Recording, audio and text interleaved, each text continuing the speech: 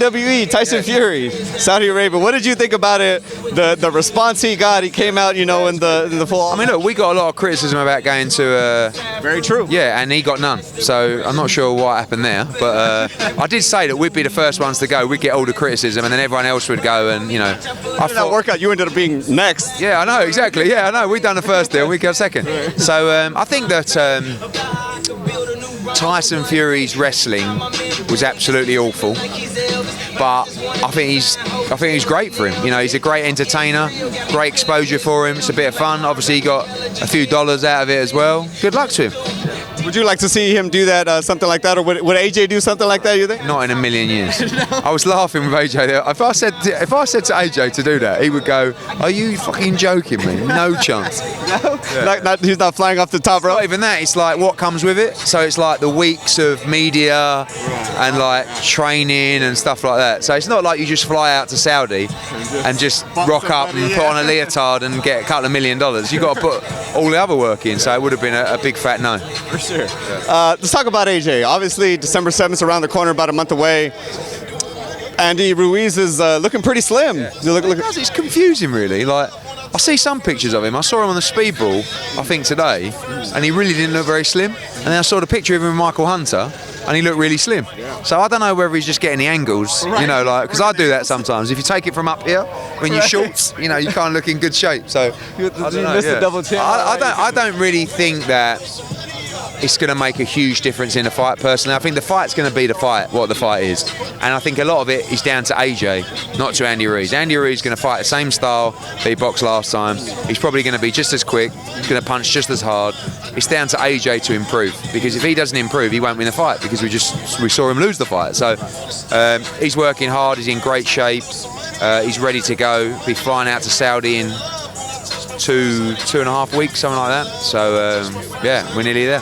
He was looking kind of slim as well. I just think he's done probably less strength and conditioning work around this and more boxing. So it's not. I don't think it's necessarily a conscious effort to become slimmer.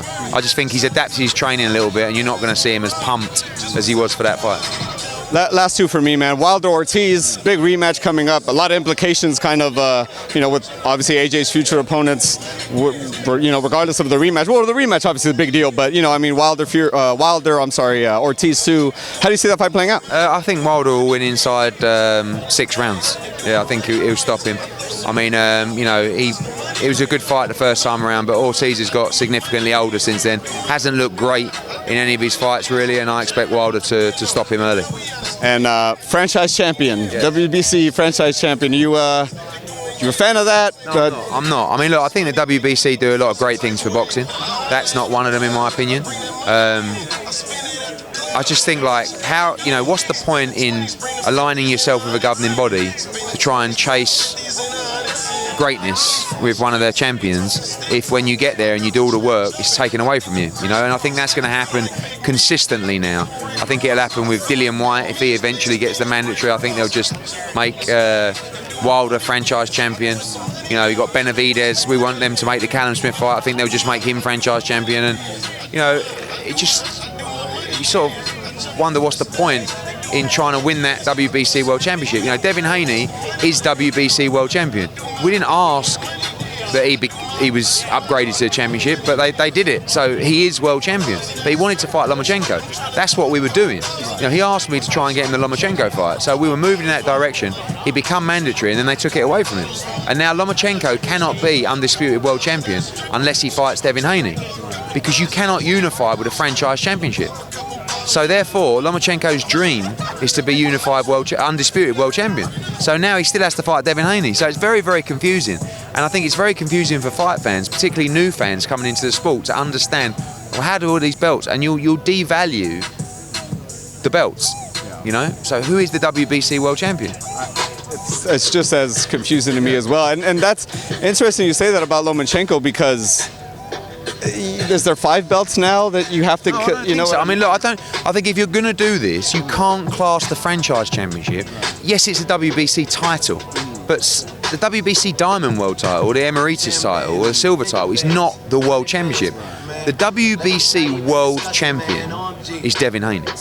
And I don't believe that you can unify with a franchise belt. So It's not transferable. Exactly. So in that case, you cannot be undisputed if you have a franchise championship. And Lomachenko, all he wanted to do was be undisputed champion. Now he can't do it. It's a very messy situation. Hopefully it'll get cleared up. Thank you so much, Eddie. Very much appreciated.